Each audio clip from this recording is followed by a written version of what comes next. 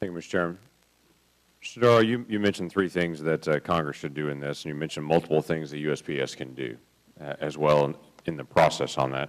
I want to highlight a couple of these things that have been discussed as far as additional revenue. What would you recommend USPS could do right now to deal with revenue issues, whether it be pricing or products or advertising or the many things that have been kicked around? What do they already have authority they could do? They have the authority to change the pricing for some of the products where they're not covering their costs.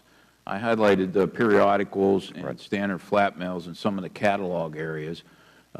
Clearly in the periodicals area, they've been losing money on that for the last 16 years. The amount that they lost money in 2012, I believe, was about $650 million.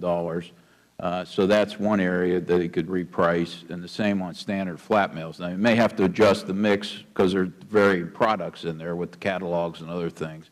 So and there's some other areas where they're losing money on different products as well. So that's one thing that they could do. Okay. Do they have any latitude right now on advertising?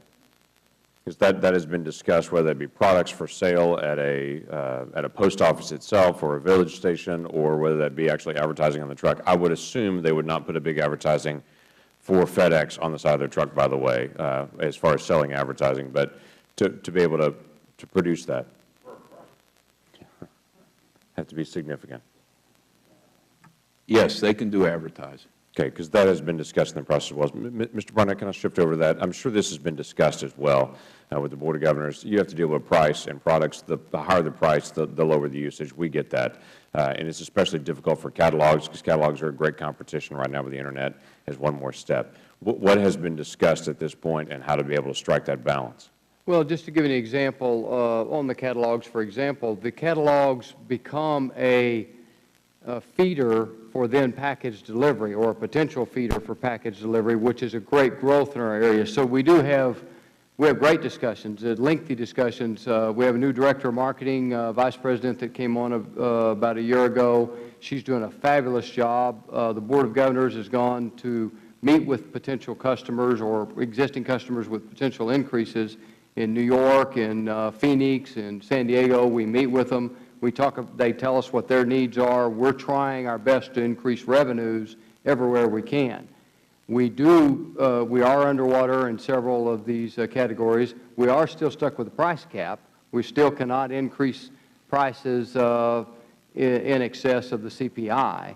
So I don't, while I don't disagree with my colleague's statement here, I think that I'm not sure we could get there based on the limit of the CPI on the underwater products. As far as package delivery, though, where is that moving? Because obviously every retail location will tell you they're getting hammered in a retail box store by Internet purchases, and there's more and more being shipped on that. Where are we right now in moving towards getting more revenue by increasing the number of packages that are coming to USPS rather than other providers? Tremendous success story. We've had 3 years of 7% growth in package delivery, and we anticipate even further growth in package delivery. Okay. Mr. Darrow, you also mentioned as well that pre-funding is in the best interest of employees of USPS. Can you talk about that some? Because there's been a lot of pushback to say that a lot of individuals say, we don't want to do pre-funding. Why are we being mandated? But you mentioned that is in the best long-term interest of those employees. Yes, because at some point, if there isn't enough revenue set aside, either in advance or being generated at the time to pay for those benefits, the benefits potentially could be changed and lowered. And so the employees would not receive the benefits they thought they were going to receive.